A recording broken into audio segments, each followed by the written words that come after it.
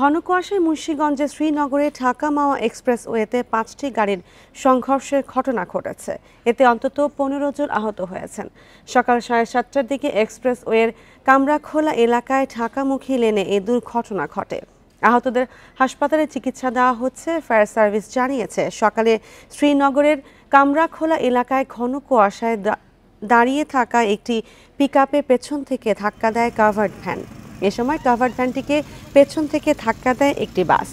এছাড়া এই দুর্ঘটনার 200 গজ দূরে আরও একটি বাসকে পেছন থেকে ধাক্কা দেয় অপর একটি ট্রাক।